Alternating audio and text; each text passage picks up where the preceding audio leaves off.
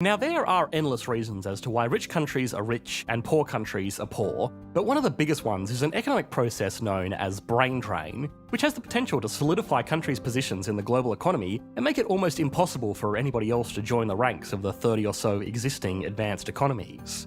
So, what is brain drain and why is it getting worse? There is no specific definition of what an advanced economy is or is not. Economists roughly agree that it's a country with a GDP per capita at least above $20,000 per year at the absolute minimum, a country with advanced and highly technical industries, a well-functioning and fairly regulated market system, and a good score on the Human Development Index. A combination of all of these factors is kind of important, and that's why institutions like the IMF would classify Spain as an advanced economy, but not Brunei, even though Brunei has had a GDP per capita 50% higher than that of Spain's. In fact, the IMF is really the only agency that specifically defines individual countries by labelling them as advanced, emerging, or low income, and you really have to go digging to find those classifications. To most economists, an advanced economy is one of those things where you know it when you see it, and I think it's important to mention that as we try to make sense of what is stopping other countries from reaching this ill-defined status. Brain drain is the process of highly educated and productive participants in an economy leaving their home country to pursue better opportunities in another country. This move can be motivated by better paying opportunities, a better lifestyle, or be driven by people leaving their home countries to avoid violence, corruption, or persecution. Overwhelmingly, the most productive members of economies around the world are moving from developing economies and moving to advanced economies.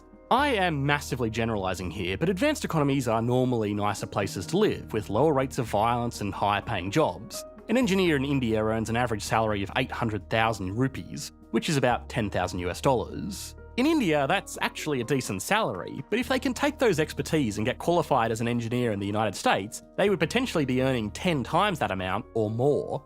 An advanced country like the USA, while it has its problems, is also far less crowded and polluted than most areas of India, so if it is an opportunity that is presented to them, a lot of people from India and a lot of other countries will take it. This hurts the countries they are coming from because they lose their most productive workers, the workers that will pay the most tax, produce the most value, and have the highest chances of driving innovation to make the country wealthier.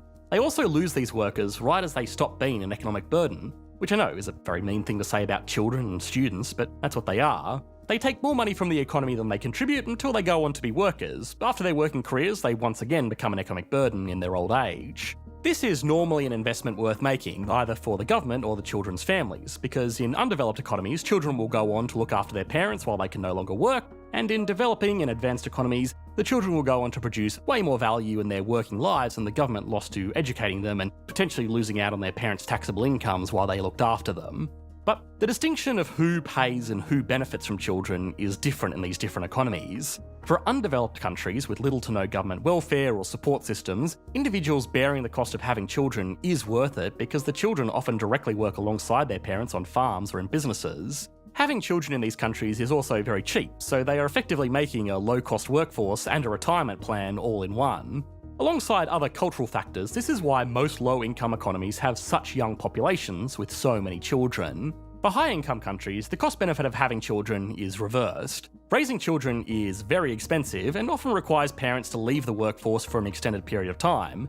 There are also laws in most of these countries against using children for labour, even in family businesses, and there is no expectation that the children will financially support their parents in their old age because there are already alternative systems in place to do that. Because of this, almost every major and developing economy around the world today is dealing with some kind of demographic issue where their people are simply not having enough children to continue this cycle of young generations looking out for the elderly. If a majority of people get too old to work, it will put a significant strain on the few young people who still can, either directly as more and more of the workforce gets dedicated to looking after the elderly, or indirectly as young workers are forced to pay higher taxes to cover the costs of looking after an ageing population. This is already happening. The labour force participation rate in most countries is already falling as people are opting out of the workforce earlier than what economists assume. These figures also don't count for the growing population of people over the assumed working age that will require even more care. Low-income and developing countries are going to feel this effect the most because a high portion of their jobs involve physical labour that, unlike service-based jobs in offices, just can't be done by people that are too old or frail. High-income, advanced economies also have another advantage, which is why they stay rich.